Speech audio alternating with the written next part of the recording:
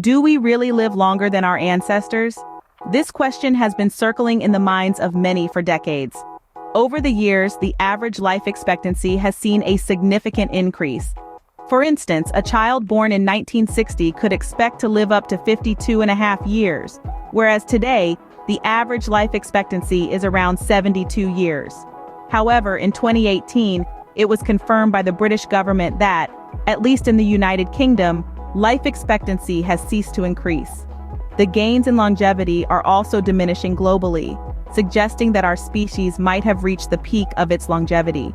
This belief is further reinforced by some myths about our ancestors. For example, it's often thought that ancient Greeks or Romans would be astounded to see someone over 50 or 60 years of age. While the advancements in medicine have improved many aspects of health, the assumption that human lifespan has significantly increased over centuries or millennia is mistaken. Life expectancy is an average. If in a family of 2 children, one dies before their first birthday but the other lives until 70 years, the life expectancy would be 35 years. This is particularly problematic when examining eras or regions with high infant mortality rates. Much of human history has been marked by low child survival rates, and this reality persists in many countries today.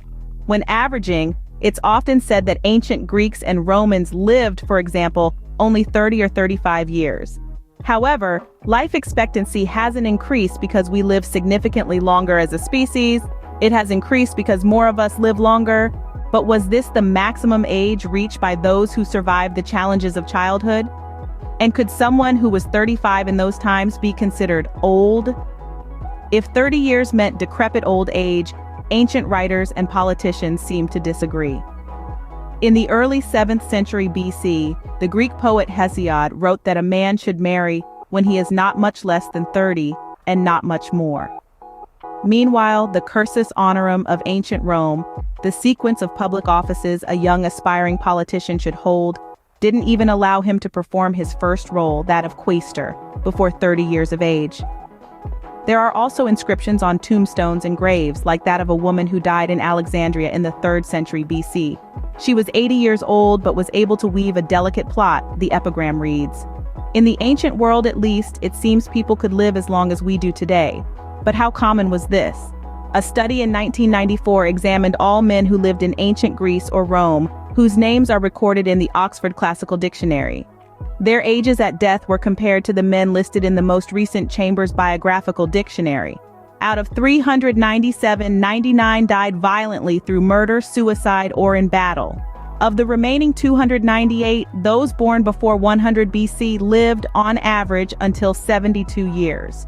Those born after 100 BC lived, on average, until 66 years. And what about those who died between 1850 and 1949? Their average was 71 years of age, only a year less than those who lived before 100 BC. The real conclusion we can draw from this is that these privileged men had similar life expectancies throughout history, as long as they weren't killed first. So do we really live longer than our ancestors? Not necessarily, we've simply become better at surviving. Thank you for taking the time to watch our video on longevity myths.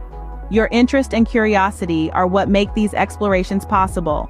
If you've enjoyed this journey into the history and reality of human longevity, please consider subscribing and liking this video. It allows us to continue providing you with more enlightening content like this. And don't forget to share this video with your friends and family, because the conversation about longevity is one that involves us all. Remember, every like, share, and subscribe helps us bring more content like this to you. Your support is invaluable to us. Thank you.